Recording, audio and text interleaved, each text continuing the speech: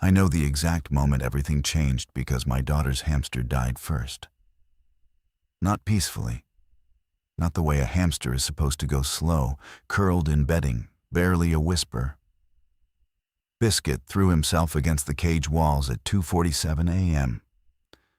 I know the time because I was already awake, sitting at the kitchen table with a glass of water I hadn't touched, running budget numbers I couldn't make work. The sound from Lily's room was small but wrong, a rapid, wet thudding, like a fist wrapped in cloth hitting glass. By the time I reached her doorway, the cage was on its side, and Biscuit was seizing in a nest of scattered cedar chips. Lily was 6. She slept through it. I stood there watching the hamster's tiny body arc and snap. And I thought about what I'd tell her in the morning. That was my concern. The lie I'd construct. Not the fact that the animal's eyes had turned a color I'd never seen in a living thing, milky, shot through with something almost violet, like a bruise forming behind the iris. I scooped Biscuit into a shoebox, set the box on top of the fridge, and went back to my numbers. 14 minutes later, every dog on Harmon Lane began to howl. Not bark, howl. There's a difference most people don't think about until they hear it at 3 in the morning from 17 houses at once. Barking is alarm. Barking is territorial. Howling is grief. Howling is a frequency animals reach for when something has shifted in the fabric of the world and they don't have language to warn you. So they just open their throats and pour out the closest thing they have to a scream.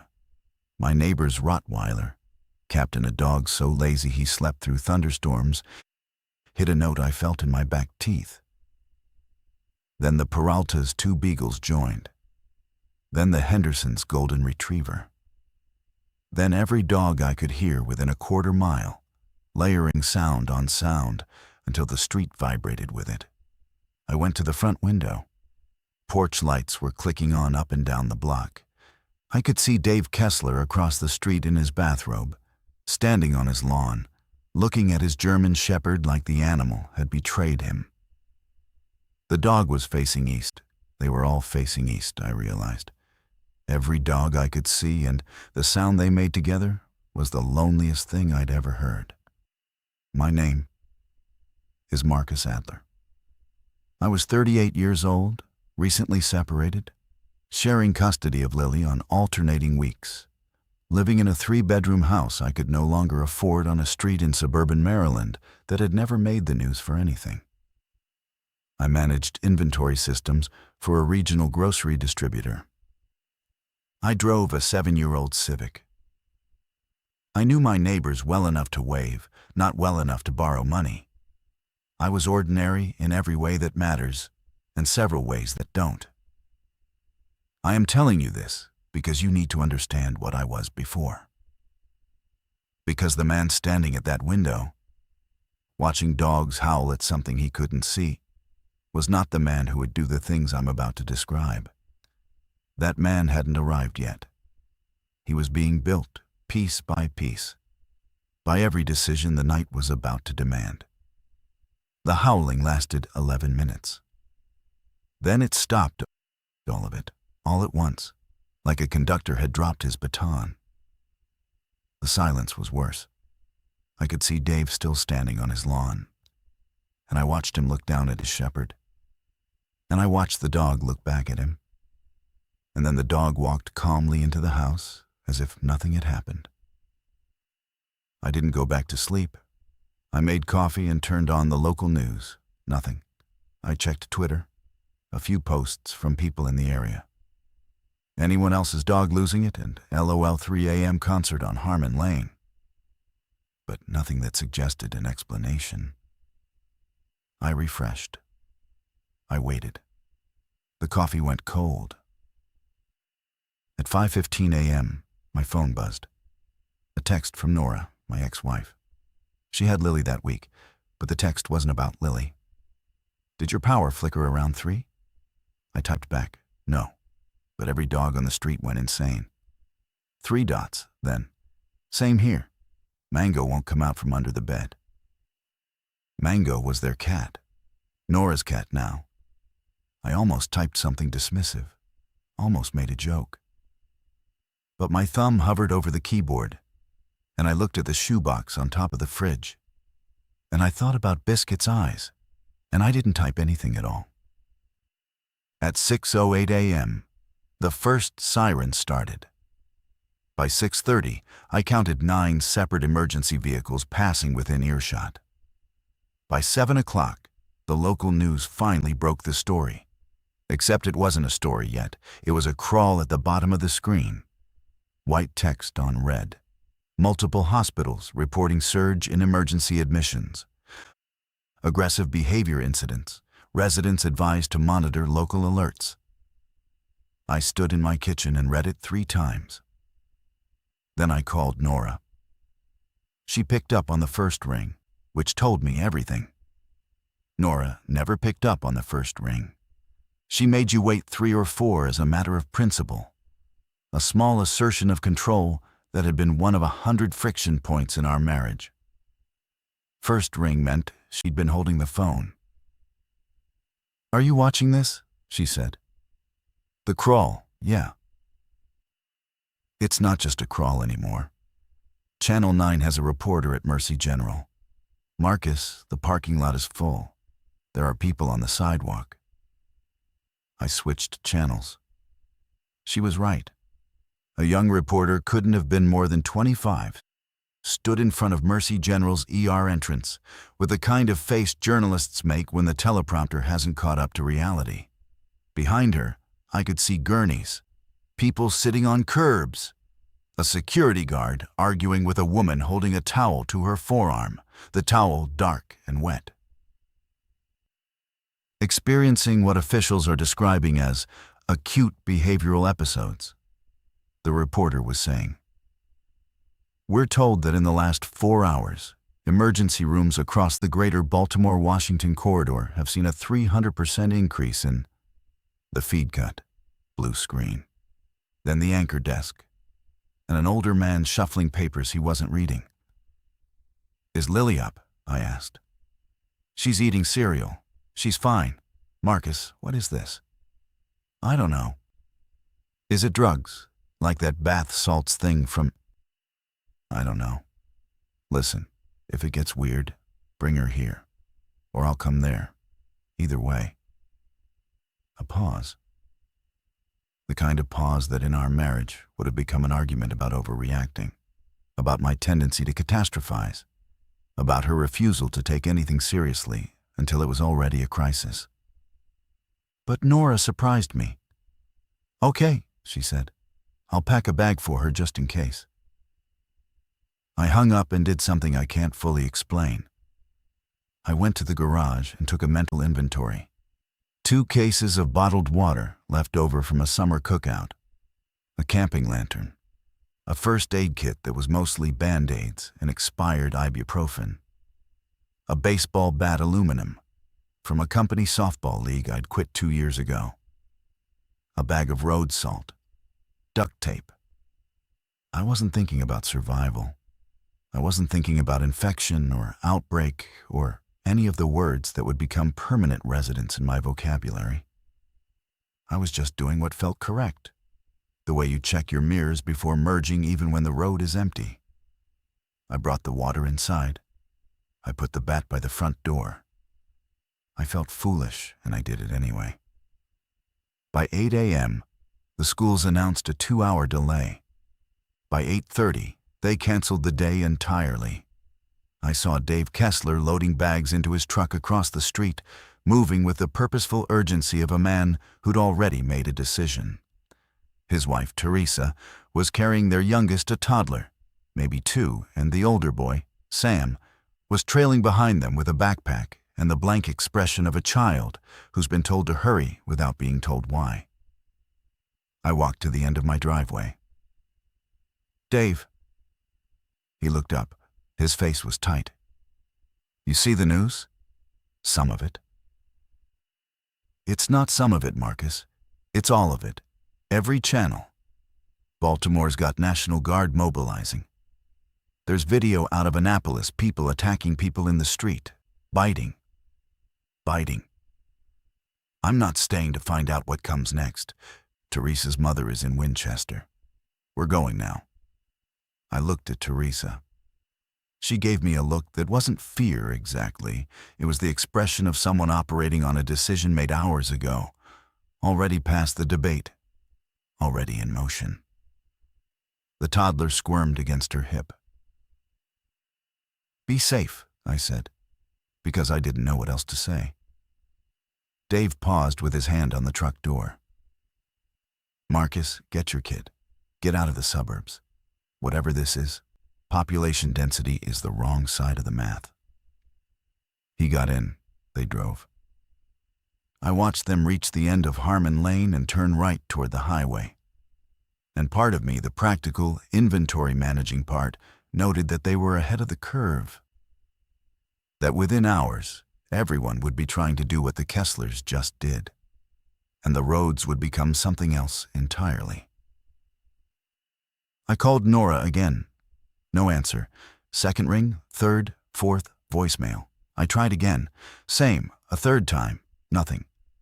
The first cold needle of real fear entered my chest. I texted, "Call me, now." I waited 4 minutes that felt like 30. Then my phone rang. "Sorry," Nora said. "I was talking to my mother. She's panicking. She wants us to come to Fredericksburg." "That's not a bad idea." Another pause. "Us?" "Lily," I said carefully. "And you. And if you want, I can follow. Separate cars, just to make sure you get there." The old geometry of our divorce, the careful territories, the negotiated boundaries felt suddenly absurd, like arguing about property lines during a flood.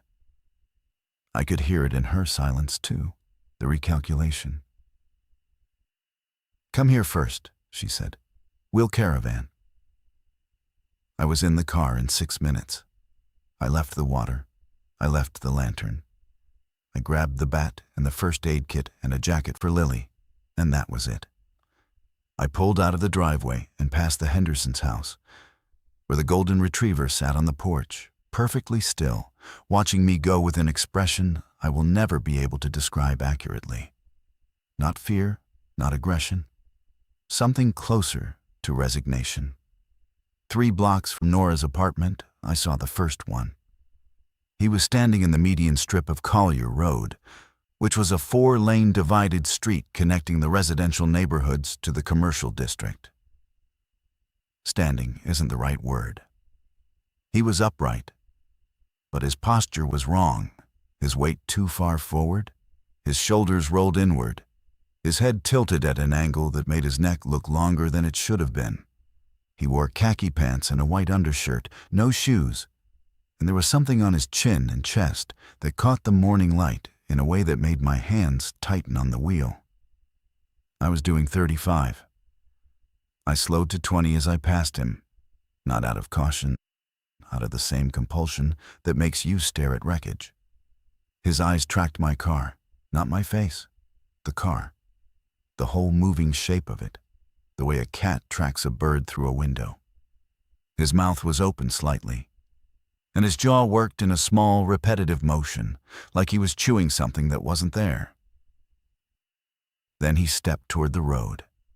Not quickly, not lunging, just a step, with a kind of dreamy inevitability, as if the car was a thought he'd eventually get around to completing.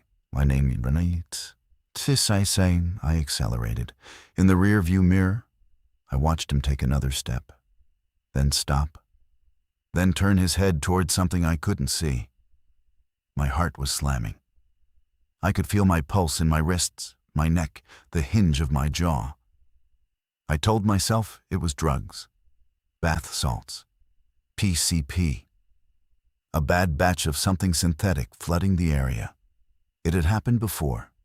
It would make the news, the CDC would issue a statement, and in 2 weeks it would be a cautionary segment on a streaming documentary. But I didn't believe it. Not after the dogs. Not after Biscuit. I reached Nora's apartment complex and pulled into the lot. She was already outside, Lily's hand in hers, a duffel bag over her shoulder. Lily was wearing her purple jacket, the one with the cat ears on the hood, and carrying a stuffed rabbit named Professor Whiskers that she'd had since she was 3. "Daddy!" She ran to me. I caught her, held her tight enough that she squirmed. "Hey, Bug, we're going on a trip to Grandma's. Fun, right?" Lily looked at me with the uncanny precision of a child who has been lied to by adults and knows it. "Mommy said we have to go fast." "Mommy's right. Let's go fast." Nora was loading the duffel into her car. She glanced at me. "You look pale." "I saw someone on Collier, on the median. He was—" I didn't finish. "Like the news," she said flatly. "Yeah. I saw a video 20 minutes ago. Someone in Laurel filmed a woman attacking a jogger. She was Marcus. She was using her teeth. She wouldn't stop. The jogger was screaming, and this woman just kept—" Nora stopped herself. She looked at Lily, who was buckling Professor Whiskers into the car seat beside her own. "Fredericksburg," I said. "Route 1 to 95 South?" "Back roads," Amir from my office texted. 95 is already backed up past Quantico. Amir. I didn't know who Amir was. A coworker, a friend, something more. It didn't matter. And the fact that it didn't matter told me how far the needle had moved in the last hour. "Lead the way," I said. "I'll stay right behind you." We pulled out of the complex at 9:22 a.m. I remember because I glanced at the dashboard clock and thought, absurdly, that I would have been logging into my work system right about now. Checking shipment manifests for a grocery distributor. Making sure pallets of cereal and canned soup reached the right warehouses at the right times. The world still had grocery stores. It still had manifests. But somewhere in the last 6 hours, those things had begun their slide toward irrelevance. And I was watching it happen from behind the wheel of a 7-year-old Civic with a baseball bat in the passenger seat. We made it 4 miles on back roads before we hit the first blockage. It wasn't a roadblock, not officially. It was a 3-car collision at the intersection of rural Route 4 and Old Marlboro Pike. 2 sedans and a pickup, arranged in a geometry that suggested panic rather than inattention. The pickup had mounted the curb and come to rest against a utility pole. One of the sedans had its driver door open, and there was no one inside. But the airbag had deployed, and there was a handprint on the deflated fabric that I made myself stop looking at. Nora stopped. I pulled up beside her and rolled down my window. "Can we get around?" She looked at the gap between the pickup and the ditch. "Maybe, tight." "Try it. I'll follow." She edged her car off the road, 2 wheels in the grass, tilting at an angle that made me hold my breath. She cleared the pickup by inches. I followed, the Civic's undercarriage scraping something I chose not to think about. On the other side, a tree line in the distance, the kind of countryside that shows up on postcards. For 3 miles, I let myself believe we'd make it. That this was manageable. That whatever was happening was behind us, contained to the suburban sprawl, a problem for officials and institutions and people whose job it was to solve problems. Then Nora's brake lights flared, and I saw what she saw. The road ahead was full of people. Not a crowd, not a protest or an evacuation column. Something in between maybe 40 people spread across both lanes and the shoulders, some walking, some standing still, some sitting on the asphalt like they'd simply run out of momentum. A few cars were stopped among them, doors open, engines still running. I could hear a radio playing from one of them, a pop song I almost recognized, tinny and surreal against the tableau. Nora stopped 50 yards back. I pulled up beside her again. "Are they?" she started. I was already looking, scanning, trying to sort the picture into categories that made sense. Some of the people looked normal, scared, confused, displaced. A woman clutching a purse to her chest. A teenager in a varsity jacket, pacing. An elderly man sitting on a cooler, staring at nothing. But others, maybe 10 of them, maybe 12, had that same quality I'd seen in the man on Collier Road. The wrong posture, the tilted heads, the jaw movement. "Some of them are infected," I said, and it was the first time I used that word. It came out of my mouth, fully formed, as if my subconscious had already completed the diagnosis my conscious mind was still resisting. "How can you tell?" "The way they stand. Watch the one near the blue car, the man with no shirt." Nora watched. The man was swaying slightly, his arms at his sides, his fingers opening and closing in a rhythm that matched no music. As we watched, the teenager in the varsity jacket walked within 5 feet of him. The shirtless man's head snapped toward the movement. Not turned, snapped. A mechanical, predatory reorientation that made the teenagers stumble backward. "Oh God," Nora whispered. "We go right, through the field.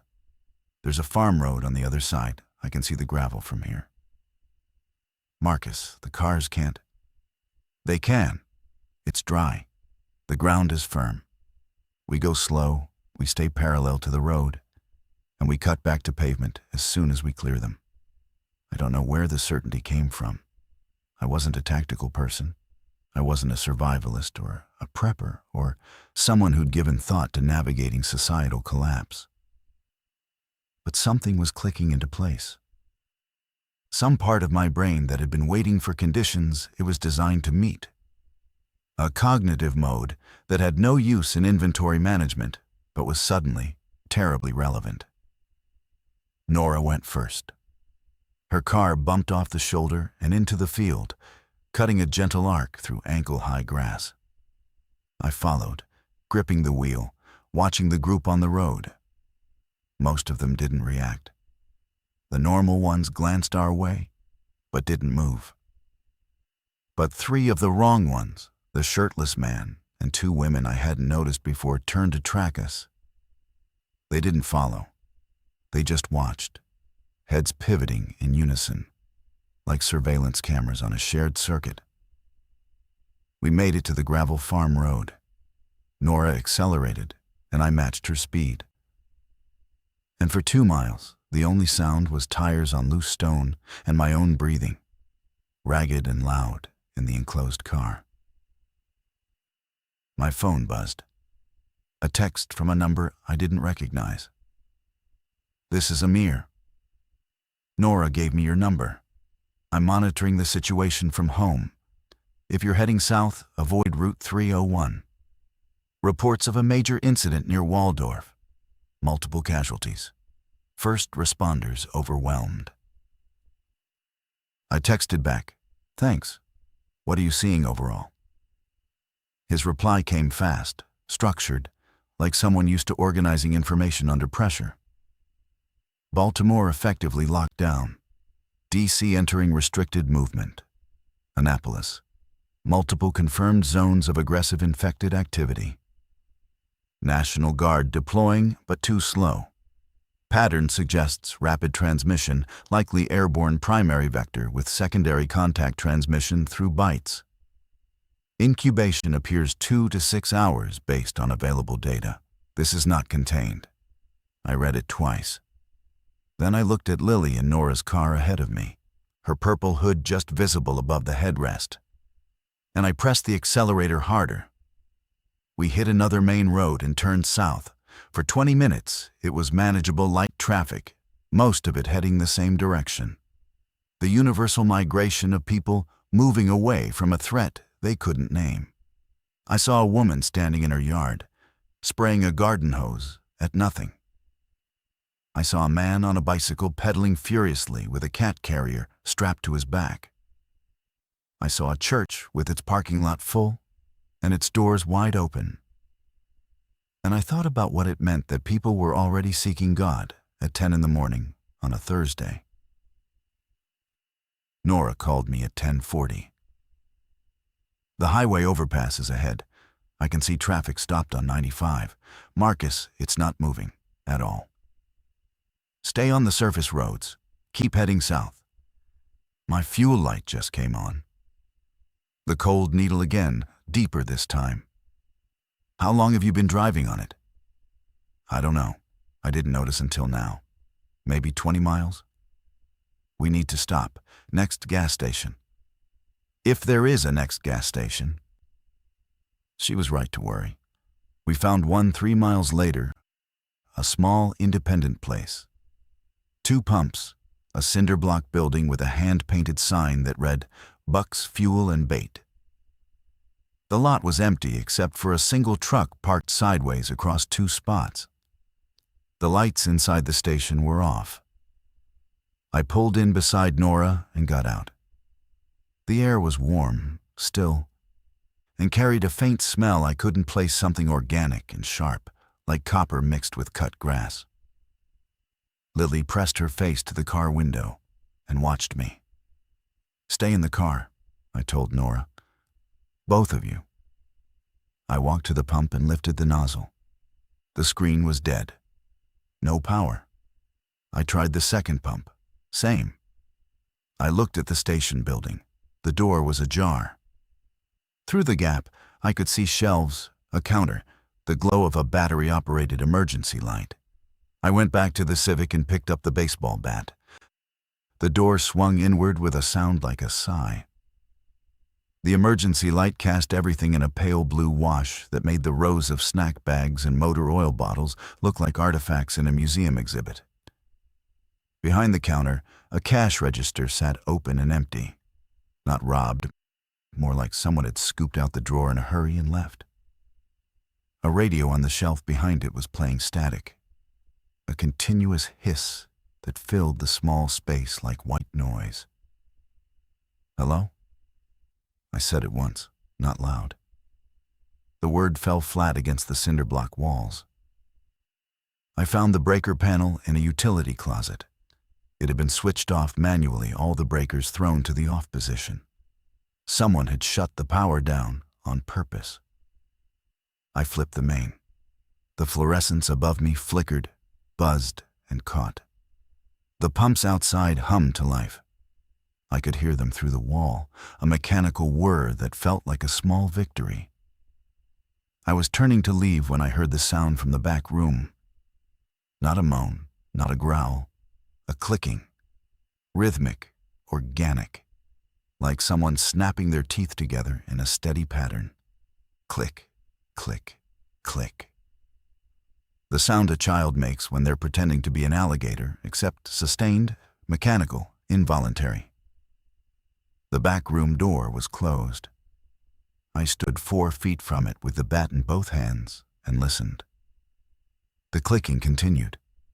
Between clicks, I could hear breathing, shallow, rapid, the respiration of something operating at a metabolic rate that didn't match rest. I did not open the door. This is important. This is one of the moments I return to when I try to trace the line between who I was and who I became. I did not open the door because I did not need to. There was nothing behind that door that would help Nora or Lily or me, and whatever was behind it was contained. The math was simple. I did it instantly, and I walked away from a human being because it was still a human being without hesitation. I went outside, pumped gas into Nora's car, then my own. Lily was singing softly to Professor Whiskers, a song I didn't recognize, and her voice through the closed window was the most fragile sound in the world. There's someone inside, I told Nora through her window. Infected, in a back room. The door's closed. Her eyes went wide, then narrow. We should tell someone.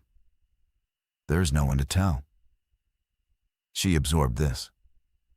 I watched her face move through the stages: denial, negotiation, acceptance, in about 4 seconds. Nora had always been faster at emotional processing than me. It was one of the things I'd admired and resented in equal measure. "How far to my mother's?" she asked.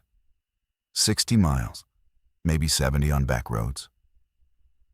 "Then let's go." We went.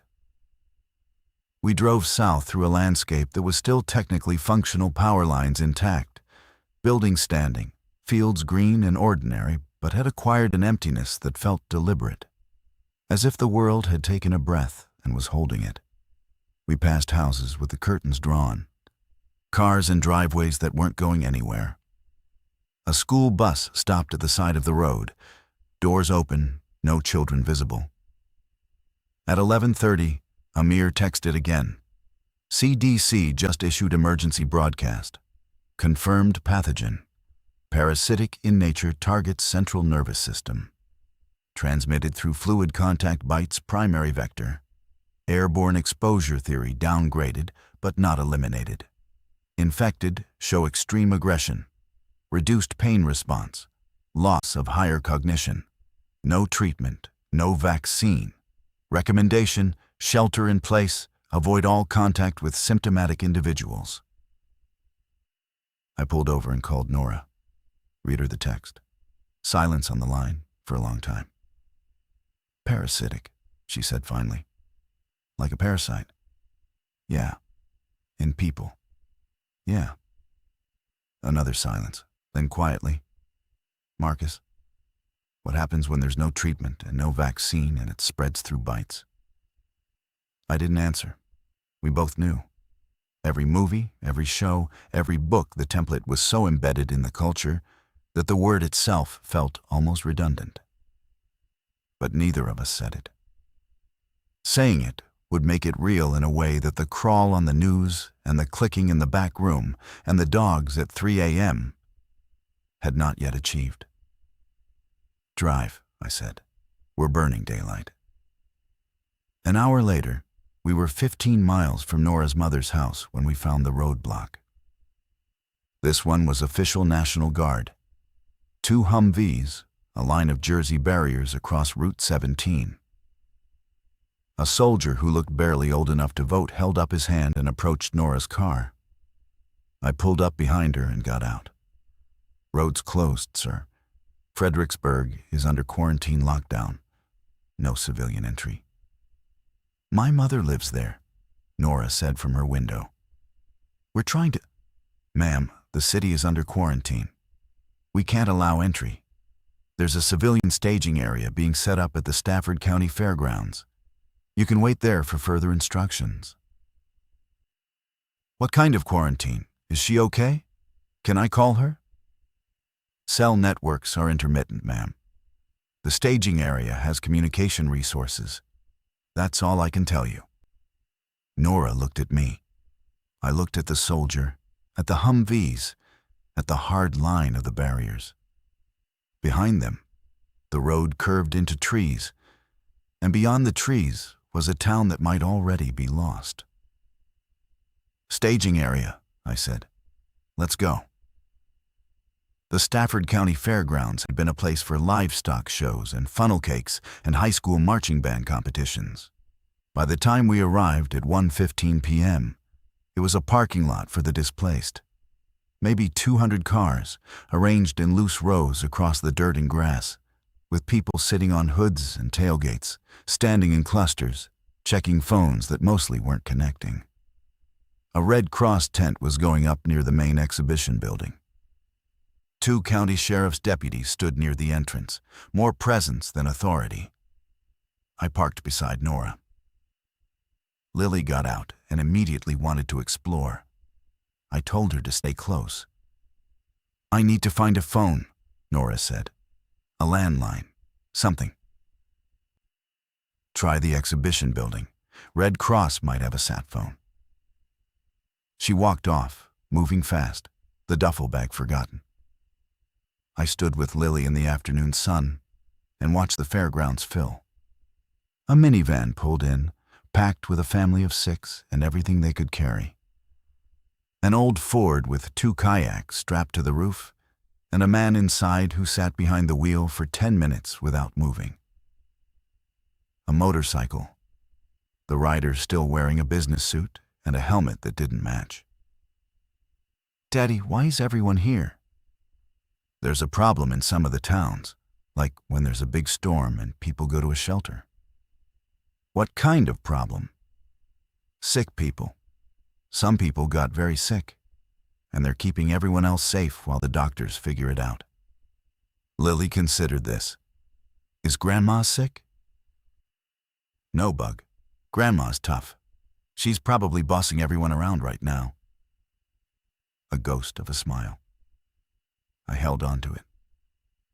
I found a spot near the edge of the grounds where I could see both the entrance road and the main lot.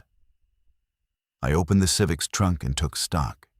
The bat, the first aid kit, a blanket I'd forgotten was there, a half-empty bottle of windshield washer fluid, and a reusable grocery bag containing 4 granola bars and a bruised apple. Not exactly a survival cache. A man approached me, mid-50s, heavy-set, wearing a trucker cap and a flannel shirt with the sleeves rolled. He had the walk of someone who owned land deliberate, wide-stanced, proprietary. "You come from the north?" he asked. "Bowie, headed for Fredericksburg." Join the club. Half the people here were trying for Fredericksburg. Other half were trying for Richmond. He extended a hand. "Glenn Parcher. I'm local, got a farm about 3 miles west. Came here because the guard told me to, but I'm starting to think that was a mistake." "Marcus Adler. Why a mistake?" Glenn looked at the growing crowd. "Because this is a collection point, and collection points are targets." "Targets for what?" He gave me a look that said I knew exactly what. "You drive through anything on the way here? See anything on the roads?" "Some, a group on Route 4, one inside a gas station." "Then you know. And every hour, there's more. The infection rate." He paused, recalibrated. "I'm not a scientist, but I can count. This morning it was dozens. By this afternoon, it'll be hundreds. By tonight, it'll be thousands. And all these people, packed together, in an open field with a chain-link fence and 2 deputies?" He shook his head. "This is a buffet." I didn't like Glenn's analogy. I didn't like his certainty. But I couldn't find the flaw in his math. "What's your alternative?" "My farm. 3 miles west, like I said. 72 acres, mostly fenced. Stone farmhouse, built in 1890. Walls 2 feet thick. Well water, propane generator, chest freezer full of venison. I came here looking for people who might be useful." He looked at me directly. "You useful?" "I manage grocery supply chains." "So you know logistics, how to ration, how to distribute, how to keep systems running when the inputs stop." He nodded slowly. "Yeah, you'll do." Nora came back. Her face told me everything before she spoke. "Can't reach her. Lines are down. The Red Cross woman said Fredericksburg had confirmed infected inside the perimeter before the quarantine went up. They're not letting anyone in or out." Her voice was controlled, but I could see the architecture of her composure, the effort it took to maintain each beam and buttress. "Nora, this is Glenn. He has a farm nearby. He's suggesting we don't stay here." She looked at Glenn. She looked at the fairgrounds, the growing crowd, the 2 deputies who were now talking urgently into radios that kept cutting out. She looked at Lily, who was sitting cross-legged on the Civic's hood, telling Professor Whiskers a story about a princess who lived in a cloud. "How far?" Nora asked. 3 miles. Follow me." We followed. And behind us, the fairgrounds continued to fill with people who believed that proximity to authority meant proximity to safety. I watched them shrink in the rearview mirror. and felt the first real fracture, not in the world, but in myself. The part of me that believed in systems, in institutions, in the idea that someone was in charge and the plan would hold, that part cracked at the Stafford County Fairgrounds, and it never healed.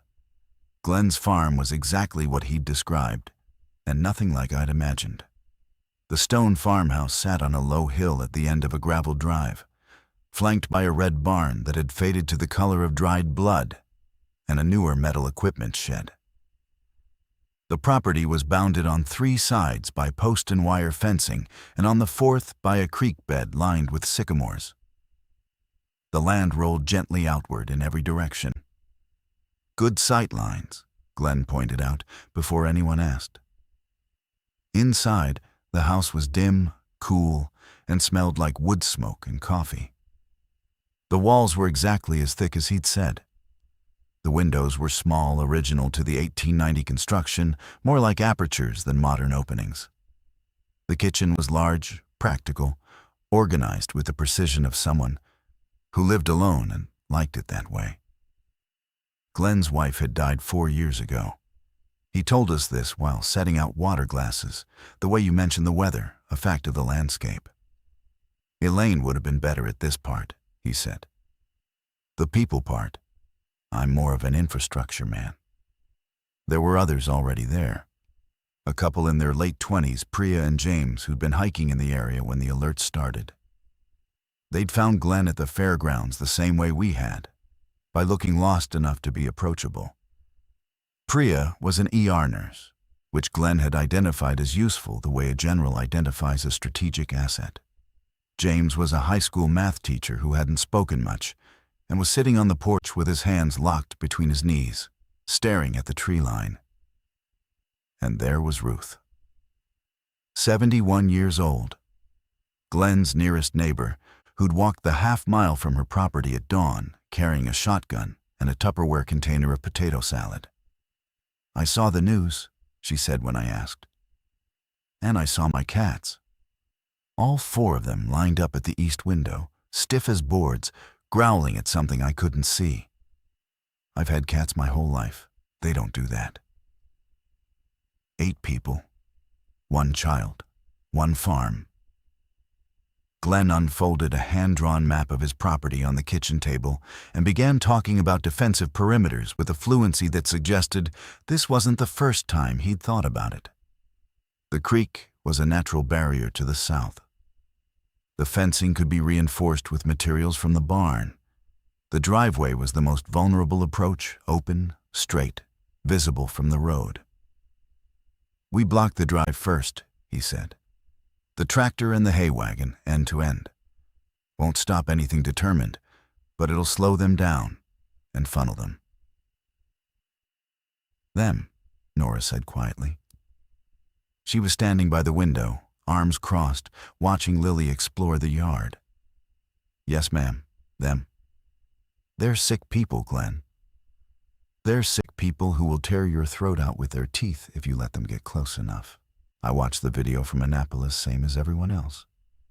I don't enjoy the math, but I'm not going to pretend it's different than it is. The silence that followed was the first of many. The silence of a group calibrating its moral compass under pressure, each person discovering where their own needle pointed. Priya broke it. He's right. I worked 3 years in emergency medicine. I've seen people on PCP, on meth, in psychotic breaks. What's on those videos isn't any of that. The coordination is wrong. The pain response is absent. Those people aren't choosing to be violent. They've been hijacked. The person they were is gone. You don't know that, James said from the porch doorway. He'd come inside without anyone noticing. You can't know that from a video. I know what absent executive function looks like. I know what happens when the prefrontal cortex goes dark. Those people aren't making decisions. They're responding to stimuli. And the stimulus they're responding to is us. James looked at her. Something moved behind his eyes, that I recognized the desperate mathematics of someone trying to make the numbers come out different. So what are we supposed to do? Treat them like animals? We're supposed to stay alive, Glenn said, and keep that little girl alive, and figure out what comes next, in that order. I watched these people strangers 12 hours ago negotiate the boundaries of a new social contract in a farmhouse kitchen. And I realized that this was the actual apocalypse. Not the infected, not the collapse of infrastructure, not the silence of the cell networks. The apocalypse was this: the moment when ordinary people had to decide who they were willing to become. We spent the afternoon fortifying. Glenn and I moved the tractor and hay wagon. Priya inventoried the medical supplies, which were thin but not hopeless. Ruth organized the kitchen and the food stores with an efficiency that bordered on frightening. Nora kept Lily occupied, turning the farmhouse into a game, an adventure, a camping trip that happened to involve locked doors and adults who spoke in whispers. James stood at the fence line and watched the road. By 5 p.m., the power was still on, but the internet was gone. Glenn's propane generator sat in the equipment shed, tested and ready. The radio, a battery-powered AM unit that looked older than me, became our primary information source. We gathered around it like previous generations had gathered around fires, listening to voices that crackled and faded and occasionally disappeared entirely. The picture they painted was worse than I'd allowed myself to imagine. The eastern seaboard was collapsing in sections, like a building demolishing floor by floor. Baltimore was declared a total loss. The National Guard had pulled back to a perimeter outside the city. D.C. was under martial law. The government relocated to an undisclosed continuity site. The infection had been confirmed in Philadelphia, Richmond, Norfolk, and as far south as Raleigh. International flights had been grounded 12 hours ago. The president had addressed the nation at noon, but we'd missed it, and the rebroadcast was garbled. The parasite, they were calling it Cordyceps variant X, a name that felt too clinical for the thing that had turned Biscuit's eyes violet and made 40 people stand in the middle of a Maryland road with their heads tilted wrong, was spreading faster than any model had predicted. The CDC estimated 20 million exposed within the first 48 hours. Transmission was confirmed fluid-borne, with bites as the primary vector, but there was growing evidence of a secondary airborne dispersal mechanism, spore-based, active in the early morning hours, possibly responsible for the initial wave that had overwhelmed hospitals before anyone understood what was happening. The dogs had known. They'd smelled it in the air at 3 a.m., the spores. I sat on Glenn's porch as the sun went down and thought about Biscuit, a hamster, dying in a cage, trying to escape something invisible. The canary in the coal mine, except the coal mine was every house on Harmon Lane. Every house on every street in every suburb, spreading outward from whatever ground zero had been. Lily came and sat beside me. She'd found a barn cat, a grizzled orange tom that Glenn called Sergeant, and was petting it in her lap. The cat purred with an indifference to catastrophe that I envied. "Daddy, when are we going to Grandma's?" "Soon, Bug. The roads are busy right now." "Is she okay?" "I'm sure she is." I wasn't sure. I wasn't sure of anything. But the lie was a small gift I could still give. And I gave it with a steady voice and a hand on her hair, and a feeling in my chest like something was being slowly compressed. Nora came out. She sat on my other side, and for a moment the three of us were arranged the way we used to be on our own porch. Before the arguments and the silence and the lawyers, Lily in the middle. Nora and me as bookends, the family unit intact. The irony was sharp enough to draw blood. "Glenn wants to set a watch schedule," Nora said. 2-hour shifts. He wants you on the first one. Fine. Marcus. She lowered her voice. James is talking about leaving. He wants to try for the coast. He thinks there'll be evacuation ships. There won't be. I know. But he's scared. And scared people do stupid things. Scared people also do the only things that matter. She looked at me. In the fading light, I could see the version of her I'd married, the sharp, certain, quietly fierce woman who decided I was worth the trouble. The divorce hadn't erased her. It had just added layers. Are you scared? She asked. I'm terrified. You don't sound it. I'm terrified in a very organized way. The corner of her mouth moved. Not quite a smile. Something better recognition. At 9 p.m., I took the first watch. Glenn gave me a pair of binoculars and a walkie-talkie and pointed me toward the upstairs bedroom that faced the driveway. You see anything, you call. You don't go out. You don't engage. You call. What if it's someone who needs help? Glenn paused in the doorway. Then we talk about it. But we talk about it from inside with the doors locked. Understand? I understood.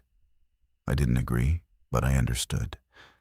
And in the dark, with the binoculars pressed to my eyes and the driveway a pale ribbon in the moonlight, I had 2 hours to think about the difference. At 10:47 p.m., the power went out. Not a flicker, not a brownout, a full, hard shutdown that plunged the house into a darkness so complete I could feel it on my skin. The refrigerator hum died. The clock on the nightstand went blank. Outside, the streetlight on the distant road, the last visible sign of the electrical grid, winked out like a closing eye. Glenn had the generator running in 4 minutes. The house filled with a new hum, mechanical and finite, measured in gallons of propane rather than the invisible certainty of the grid. A different sound. A countdown sound. At 11:15 p.m., I saw movement on the driveway. 3 figures, moving in a way I now recognize: the forward lean, the wrong rhythm, the heads slightly off axis. They were at the far end of the drive, near the road, where the tractor and hay wagon formed a crude barricade. In the moonlight, they looked almost human, almost normal. It was the almost that made them terrifying. I picked up the walkie-talkie. Glenn, 3 on the driveway, at the barricade. His voice came back immediately, which meant he hadn't been sleeping. Hold, watch. I watched. The 3 figures reached the tractor and stopped. One of them, taller, broader, possibly male, placed both hands on the tractor's hood and pushed. Not a test, not a tentative exploration. A deliberate, sustained push. Like someone trying to move a stalled car. The tractor didn't move. The figure pushed harder. I could hear the faint scrape of shoes on gravel. Then the second figure began to climb. It went over the hay wagon, up one side, across the bales, down the other, with a fluidity that I hadn't expected. The movies had lied about the shuffling. This wasn't shuffling. This was economical, driven, purpose-built for the single task of getting closer. One's over the barricade, moving up the drive. How fast? Walking, but steady. A pause. I'm coming up. Glenn appeared beside me 30 seconds later, carrying a hunting rifle and a flashlight. He looked through the binoculars. The climber was now 40 yards from the house, walking the center of the gravel drive with the mechanical certainty of something that didn't know how to stop. That's Bill Maddox, Glenn said quietly. You know him? He runs the hardware store in town, ran. Glenn lowered the binoculars. Coached my nephew's Little League team. We stood in the dark and watched Bill Maddox, hardware store owner, Little League coach, walked toward us with blood on his shirt and nothing behind his eyes. "Glenn." "I know. What do we do?" He didn't answer immediately. He watched Bill reach the 30-yard mark. 25, 20. Then Glenn opened the window. The sound reached Bill Maddox the way a scent reaches a dog. His head snapped toward the window toward us, and his pace changed. Not running, something worse than running. An acceleration that maintained its mechanical quality, like a conveyor belt switched to a higher speed. Glenn raised the rifle. "Wait," I said. "For what?" The question sat between us like a lit fuse. For what exactly? For Bill Maddox to reach the front door? For him to find a window? For him to get inside the house where Lily was sleeping in a purple jacket with cat ears, holding a stuffed rabbit named Professor Whiskers? "Nothing," I said. "For nothing." Glenn fired once.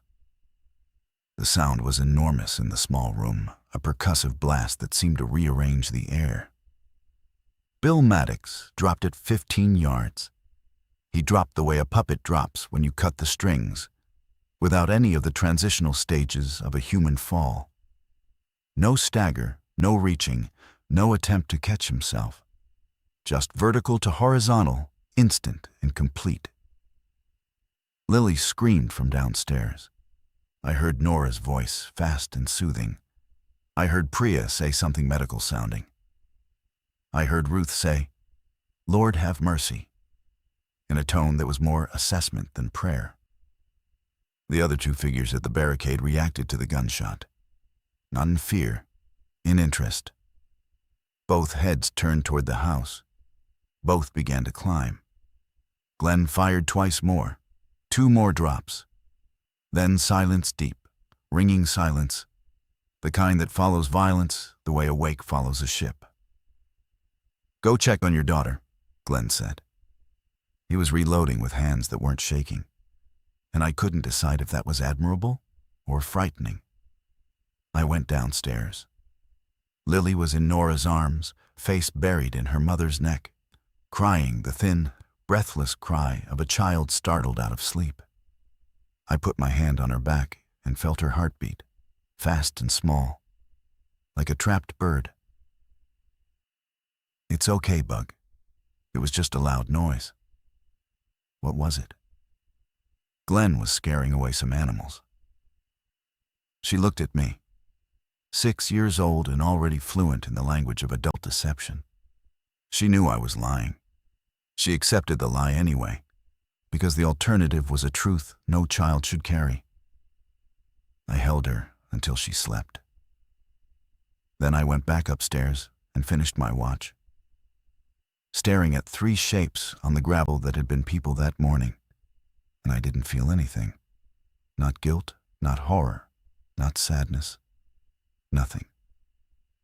And the nothing was the beginning of something I wasn't ready to name. 3 days passed.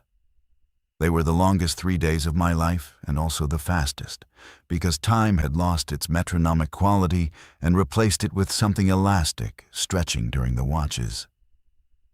Snapping back during the crises, pooling like standing water during the long hours when nothing happened and everything felt wrong. The farm became a system, because that's what humans do under pressure. We organize. Glenn was the architect, the one who saw the property as a series of interlocking defensive problems. I was the logistician, the one who counted cans and calculated calories and divided resources into days and days, into decisions.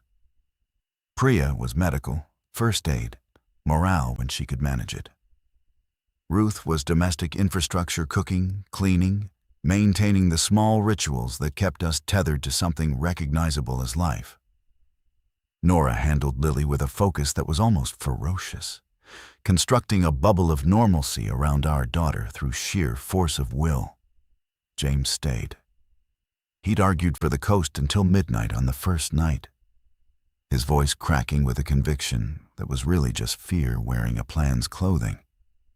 Priya had talked him down, not with logic, but with presence.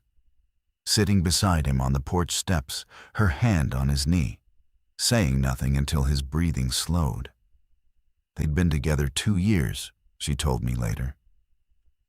He'd proposed 3 months ago. She'd said yes.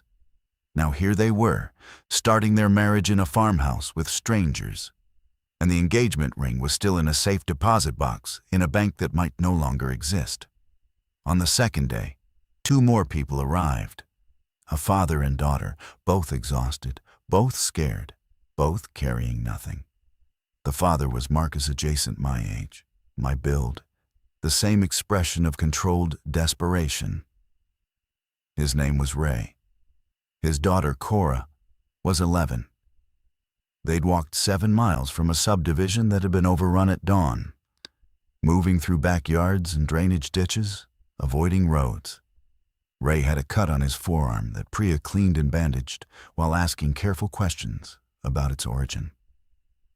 Fence, Ray said. Chain link. I was lifting Cora over. Priya looked at the cut, looked at him. A fence. A fence, I promise. A fence. She bandaged it. But I saw her set a mental timer checking his eyes, his temperature, his coordination over the next 6 hours, with a casual frequency that was anything but casual. Ray noticed. He said nothing. The arithmetic of trust in a world where a scratch might mean a death sentence. 10 people now, 2 children. The radio gave us fragments. Cities falling, military lines retreating, evacuation centers overwhelmed and then overrun. The parasite was being compared to toxoplasmosis, to ophiocordyceps, to nothing ever seen, a hybrid organism, possibly engineered, possibly evolved, possibly something that had been sleeping in the soil for millennia and was now awake. No one agreed. Everyone was frightened. The broadcasts grew shorter and less frequent, the gaps between them filling with static that sounded like the world clearing its throat. On the 3rd morning, I did the count that changed everything. Food. 14 days at current consumption. 12 if we maintained enough caloric intake to stay functional. 9 if we were honest about what growing children needed. Water wasn't a problem. The well was deep, and the hand pump worked. Propane. Maybe 10 days of generator use at 4 hours per night. After that, cold and dark. I presented the numbers to Glenn at the kitchen table while the others slept. He listened with the patience of a man who'd been expecting bad news and was merely confirming its shape. We need a supply run, I said. I know. The Walmart on Route 17 is 6 miles. If it hasn't been looted, it's been looted. Everything within 10 miles of a major road has been looted. I'm talking about something else. He pulled out a folded paper, a county map annotated in pencil. There's a distribution center off Highway 3, regional grocery warehouse. Your kind of place, supply chain man. It feeds everything from here to Culpeper. If the initial panic didn't reach it, and it's far enough from residential areas that the infected density should be low. You want to raid a distribution center? I want to organize a resupply mission to a facility that contains enough food and medical supplies to sustain us for months. I want to do it with someone who knows how a warehouse like that is laid out, what to prioritize, and how to move efficiently through it. He was asking me to leave the farm, to leave Lily. I looked at the map. The route was marked in pencil-back roads, mostly, skirting the edges of 2 small towns and crossing Highway 3 at an intersection Glenn had noted with a question mark. Who goes? You and me. Maybe Ray, he looks fit enough, and he'll want to earn his place. When? Tomorrow. First light. We take the truck. We move fast. We're back by midday. I should have argued. I should have weighed the risks, debated alternatives, considered whether splitting our group was more dangerous than starving. But the numbers were the numbers, and they didn't lie, and I'd spent my career making decisions based on inventory math. The formula was the same whether you were counting pallets of cereal for a regional distributor or counting days of survival for 10 people in a stone farmhouse. "I'll talk to Nora," I said. "She won't like it." "No, she won't."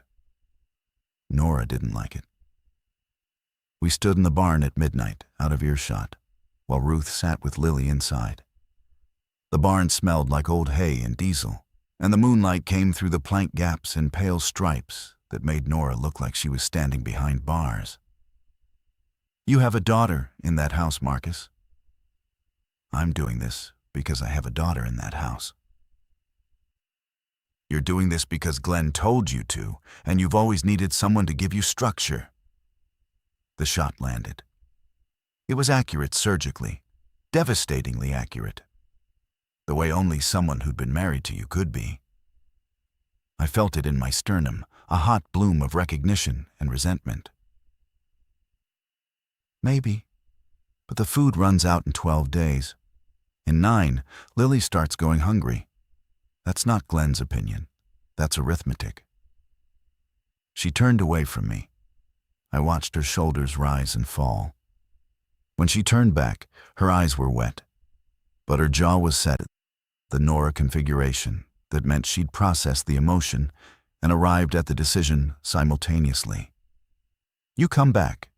That's not a request." "I'll come back." "Promise me. Say the words." "I promise I'll come back." She stepped forward and kissed me. Not the way ex-spouses kiss, the careful, controlled, territory-respecting kiss that says we were something once. This was the other kind. The kind that says we still are. And I've been pretending otherwise, and the world just ran out of time for pretending. I kissed her back. And in that barn, in the pale, striped moonlight, 4 days into the end of everything, the divorce lost its power. Not officially, not legally, not in any way that paperwork would recognize, but in every way that mattered. At 5 a.m., Glenn, Ray, and I loaded into Glenn's truck. Glenn drove. I rode shotgun with the map. Ray sat in the back with the bat and a crowbar he'd found in the equipment shed. We'd discussed weapons. Glenn had the rifle. I'd argued for silence over firepower. Sound draws them, we'd learned. The first night's gunshots had brought the 3. Sound was currency, and we were spending it every time we fired. The drive was 6 miles. It took 40 minutes. The roads were a cemetery of abandoned vehicles, personal artifacts, and decisions made in panic. We weaved through gaps, reversed twice, and once had to drive through a yard, the truck's tires crushing a flower bed that someone had tended with care 2 weeks ago. I saw a car seat in a ditch, empty, unbuckled. I didn't let myself construct the story behind it. We saw infected. 7 spread across the 6-mile route. Most were stationary, standing in yards, on sidewalks, in the middle of intersections, in that characteristic posture of alert passivity. Waiting. Not dormant, not sleeping waiting, the way a spider waits. Present, patient, and ready to move at the first relevant stimulus. 2 of them tracked the truck. Their heads followed us the way radar dishes follow aircraft, smooth and mechanical. But they didn't pursue. Glenn's theory was that vehicles didn't trigger the same response as exposed humans, something about the scent barrier, the sound profile, the visual signature. Encased in metal, we registered as part of the landscape. A theory, untested at the margins. The distribution center appeared at the end of a 2-lane road, set back from the highway behind a parking lot the size of a football field. It was a massive, featureless box corrugated steel walls, loading docks along the south face, a main entrance with a security booth. The parking lot held a dozen trucks, and a scatter of employee vehicles. No movement. Glenn parked at the loading docks. We sat in the truck for 3 full minutes, windows up, engine running, watching. "Looks clear," Ray said.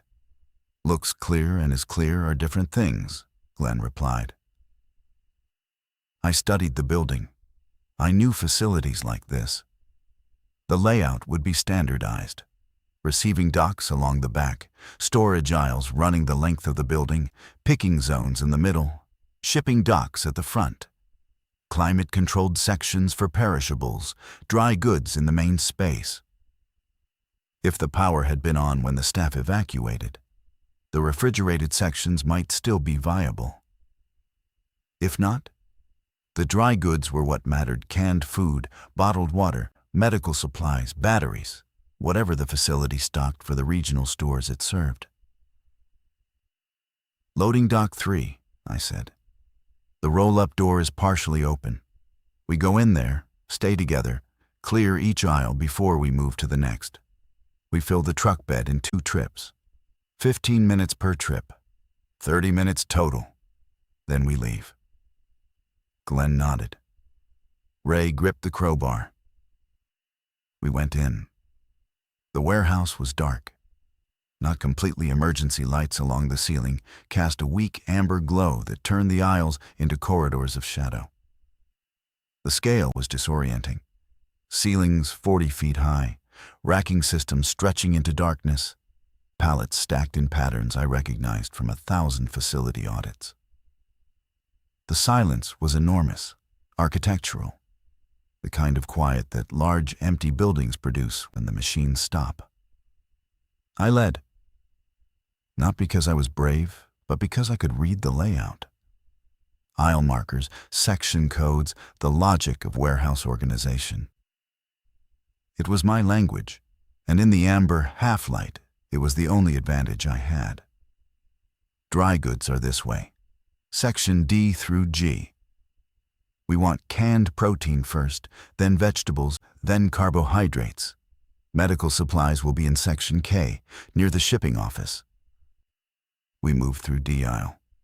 Intact. Pallets of canned beans, canned tuna, canned soup, still shrink-wrapped, untouched. The sight of it, that abundance, that ordered surplus, hit me with a wave of something that wasn't relief. It was grief. Grief for the system that had put it here, the supply chain, the trucks, the workers, the ordinary machinery of feeding a civilization. All of it was still here, perfectly preserved, and the civilization was gone. We loaded cases onto a hand truck I found near the dock. Glenn kept watch at the aisle end. Ray carried what wouldn't fit on the truck: cases of water, bags of rice, containers of cooking oil. The truck bed filled fast. On the second trip, deeper into the building, I found Section K: medical supplies, cleaning products, personal hygiene. I loaded antibiotics, bandages, antiseptic, ibuprofen, acetaminophen, cold medicine. Behind the medical shelves, I found a pallet of batteries, AA, D-cell, 9-volt, and took all of it. Ray was 3 aisles over when he called out. Not loud, a controlled, tight Marcus. I found him standing at the end of an aisle, looking down. On the floor, between the racking, a man lay on his back. He wore a warehouse uniform, khaki pants, blue polo with the company logo. His name tag read, Dennis. He was alive. His chest rose and fell in a rhythm I recognized from the gas station, shallow, rapid, too fast for rest. His eyes were open, but they weren't looking at anything. They were that color, the violet bruise swimming behind the iris. Dennis's mouth was moving. The clicking, soft, rhythmic, almost inaudible in the cavernous space. Ray looked at me. His hand was white on the crowbar. Is he? Yes. He's just lying there. He's in a resting state. They do that. I've seen it. I hadn't seen it, but Amir's texts had described it a dormancy mode, conserving energy until stimulus triggered activation. We were 30 feet away. The ambient noise of our movement hadn't been enough. But if Dennis caught our scent, or if we made a sharp sound, or if we got close enough for whatever sensory threshold governed the switch. "Walk away," I said. "Slowly, don't drag anything." We walked away. Each step a negotiation with the concrete floor, testing for grip, for silence, for the absence of the small sounds that might flip a switch in a man named Dennis, who had probably clocked in for a Tuesday shift and never clocked out. We reached the loading dock. We loaded the second haul. Glenn started the truck. "Found one inside," I told him. "Dormant, on the floor in Section K." Glenn processed this without visible reaction. "Just one. That I saw. Then we got lucky." We drove. The route back felt shorter, the way return trips always do, the landscape compressed by familiarity. We made it to the farm in 35 minutes, and I carried the first case of canned food into the kitchen where Nora was waiting. And she looked at me, and I looked at her. And neither of us said anything, because the cans in my arms said everything we bought time. Lily ran to me. I picked her up with one arm, the case of beans balanced on the other. And she hugged my neck so hard, it hurt in the best possible way. "Daddy, where did you go?" "Shopping, Bug." "You went shopping without me?" "Next time I'll bring you." A lie, another small gift. The currency of parenthood in a collapsing world. That night, over a dinner of canned soup heated on the propane stove, we sat around Glenn's table, all 10 of us, and ate together. Ruth said grace. She didn't ask permission. She just bowed her head and started. And one by one, every person at the table followed, even Glenn, who I was fairly sure hadn't spoken to God in years.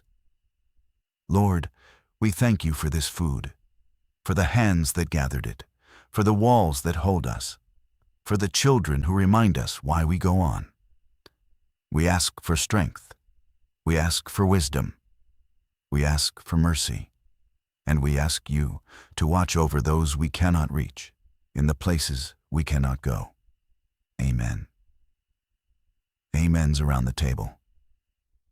Some whispered, some firm. Lily said hers loudly, the way she said everything. And the sound of her voice in that dim kitchen was the most defiant thing I'd ever heard. The siege came on the 7th night. Not a single incident. Not 3 figures on a driveway. A migration 20, maybe 30 infected, moving across the open ground from the south, emerging from the tree line along the creek, like something the water had carried in. The moonlight caught them as they cleared the sycamores, and from the upstairs window where I was keeping watch, they looked like a slow-motion wave, a tide of wrong shapes flowing uphill toward the Howls. I radioed Glenn. He was beside me in 90 seconds, rifle in hand, and we stood together and watched them come. "Too many," he said. "Yeah." "If we fire, the sound draws more." "Yeah." "If we don't fire, they reach the house." "Yeah." The math again. Always the math. Except this time the variables included Lily asleep in the room below us and Nora beside her, and everyone I had come to depend on in the span of a week. Arranged in a stone farmhouse like figures in a snow globe, fragile and contained and about to be shaken. "The barn," I said. "What about it?" "It's 300 yards from the house, and it's full of hay." Glenn looked at me. He understood before I finished the thought. The supply chain mind, the logistics of distraction, the calculation that you could spend one asset to save another. "Propane tank in the equipment shed," he said. "Line runs along the south wall." We don't have time to rig anything complex, but if someone drives the truck to the barn, lays a trail of fuel and lights it. Someone has to drive back. Someone drives back. In the dark, with 30 infected between the barn and the house. The truck, they don't react the same to vehicles. Your theory. My untested theory. I looked at the shapes moving up the hill. 200 yards now. I could hear them, not the clicking, but the movement itself. The shuffling aggregate of feet on grass, a whisper multiplied by 30. "I'll go," I said. "No, you won't." This from Nora, standing in the doorway.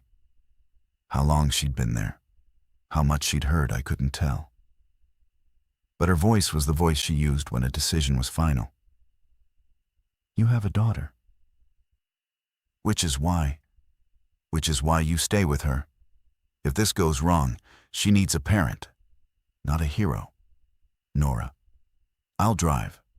I'm faster than both of you, and I know how to handle a manual transmission on rough ground, which neither of you can say." She was right. Glenn's truck was a stick shift, and I'd stalled it twice on the supply run. She was right, and she knew it. And she stood there in the doorway with her jaw set and her eyes clear and dared me to argue. "Together," I said. "I ride in the bed. I lay the fuel line. You drive." "Marcus, together, or not at all." Glenn looked between us. Then he handed me the keys and a box of kitchen matches and said, "You have 6 minutes before they reach the fence line. Go." We went. Down the stairs past Ruth, who was awake and holding the shotgun with hands that were steady as stone. Past Priya, who was with the children, Lily and Cora, both awake now, both silent, both watching with eyes that understood more than any child should. Past James, who stood at the front door and said, "I'll cover you from the porch."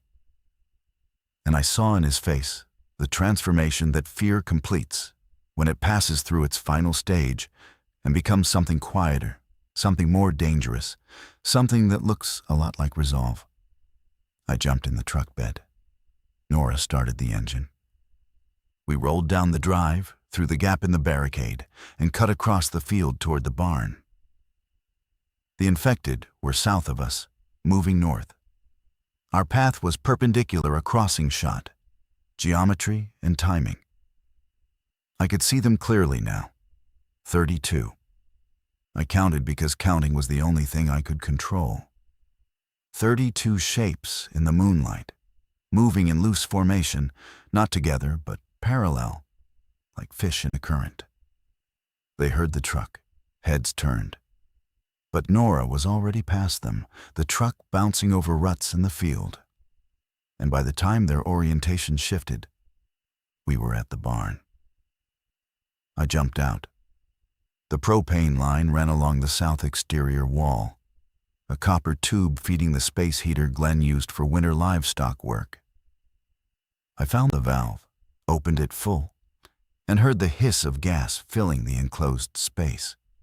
I grabbed a hay bale and broke it apart, spreading it in a line from the barn door outward, a fuse of dry grass and fuel. "Marcus, they're turning." Nora was right. The infected had changed direction. Not all of them, maybe half. 15 shapes, now oriented toward the barn, toward us, accelerating with that mechanical increase of pace that was worse than running because it was so controlled. I struck a match. My hands were shaking for the first time since the outbreak began, not with fear, but with the acute awareness that this was the kind of moment that either becomes a story you tell or the last thing that happens. The match caught. I touched it to the hay. The line of fire ran from my feet to the barn door in a bright streak, then entered the building, met the propane-saturated air inside, and the barn didn't explode, it inhaled. A massive, sucking breath of ignition that blew the doors off their hinges and sent a column of flame 50 feet into the sky. The heat hit me like a wall. I staggered back toward the truck. Nora had it in gear, engine screaming. I threw myself into the bed and grabbed the side rail, and she gunned it back toward the house. Behind us, the barn was a cathedral of fire. And the infected, all of them, everyone had stopped. They stood in the field, 32 silhouettes against the blaze, their heads tilted upward, watching the flames with an attention that was almost reverent. The fire reflected in their eyes, and for one suspended moment, they looked almost human again. People gathered around a bonfire, faces lit, transfixed by something primal and consuming. We made it to the house. I jumped out. Nora parked. We went inside, locked the door, and I leaned against the wall and breathed. "It worked," Glenn said from the window. "They're not moving. They're just watching it." "How long?" "Until it burns out. Maybe an hour, maybe 2. Then we have until dawn to decide what's next." Because the barn was Glenn's barn, full of Glenn's hay, and the fire was fed by Glenn's propane, and the math was changing again. The supply we'd bought with the warehouse run diminished. The generator fuel reduced. The perimeter weakened. We'd traded a piece of the farm for a night's survival, and there were no more pieces to trade. We left at dawn. The decision was faster than I expected. Glenn made it, or rather, Glenn accepted it, which was different and harder.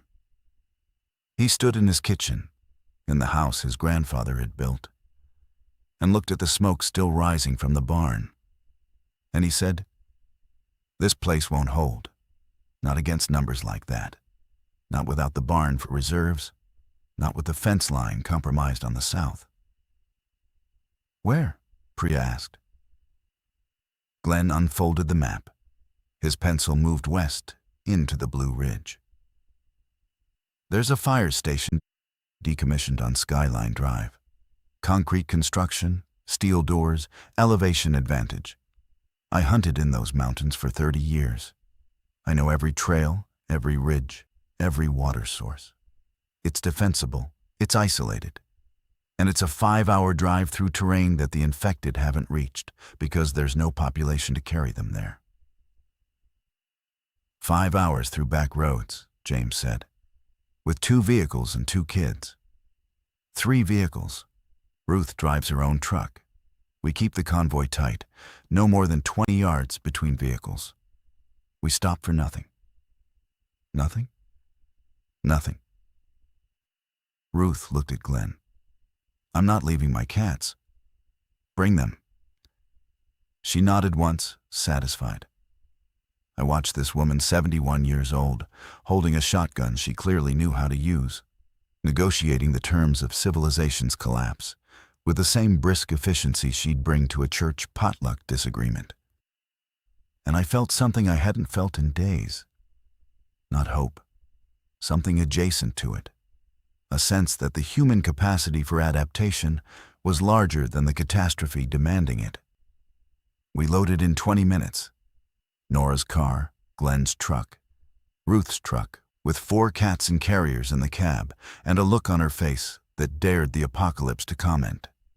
Lily sat in Nora's back seat, Professor Whiskers in her lap, watching the farm shrink behind us with the solemn attention of a child who has learned that places end. I drove with Nora. The Civic was left behind, not enough fuel, not worth the risk of a 3rd vehicle. I watched it in the mirror, parked in Glenn's driveway, looking like something from a life that no longer applied. The drive west was 5 hours of controlled terror. We crossed Highway 3 at the intersection Glenn had marked with a question mark. And I understood the question mark. The intersection was choked with abandoned vehicles and 3 infected who stood among them like wardens. Glenn threaded the truck through a gap that shouldn't have existed, and we followed. And the infected watched us pass with that terrible patience. We climbed into the foothills. The landscape changed, hardwoods thickening, the road narrowing, the air cooling as elevation increased.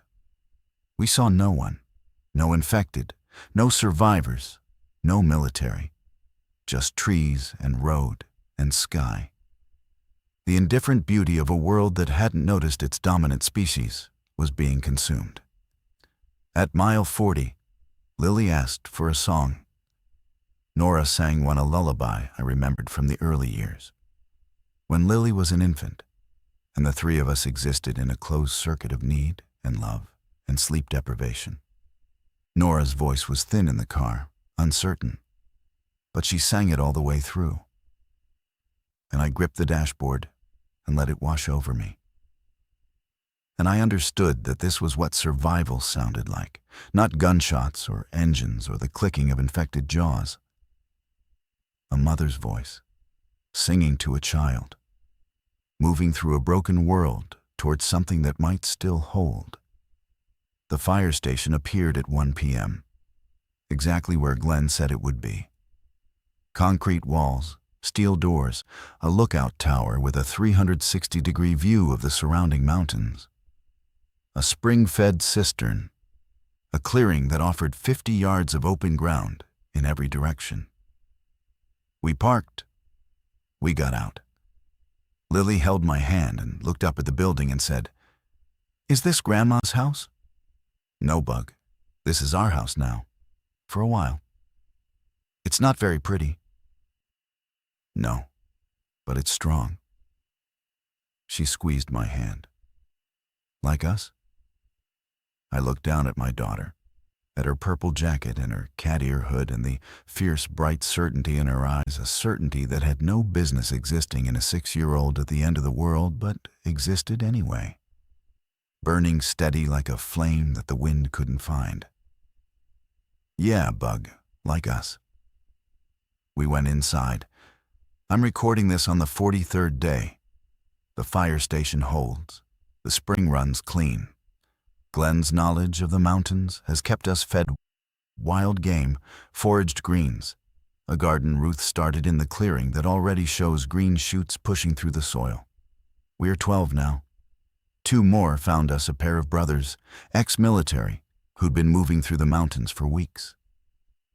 They brought information, some of it useful, most of it terrible. The cities are gone. The military has fragmented. There are pockets of organized survival, but the infrastructure that connected them, the roads, the communications, the shared assumption that help was coming, has dissolved. I think about Harmon Lane, about the dogs howling at 3 a.m., trying to warn us in the only language they had, about Biscuit dying in a cage, the first casualty of a war nobody knew had started, about Dave Kessler loading his truck and heading for Winchester, and whether he made it, and whether it mattered. I think about Dennis, lying on the warehouse floor in his company polo, clicking softly in the dark. I think about Bill Maddox, who coached Little League and walked up a gravel driveway with nothing behind his eyes. I think about Nora in the barn, kissing me like the world was ending, which it was. She sleeps beside me now, not because the logistics of custody require it, because the logistics of love do. Lily named the fire station. She calls it the castle. She's drawn a flag for it purple, with a rabbit, and Glenn helped her hang it from the lookout tower. It snaps in the mountain wind like something defiant, something that insists on existing despite every reason not to.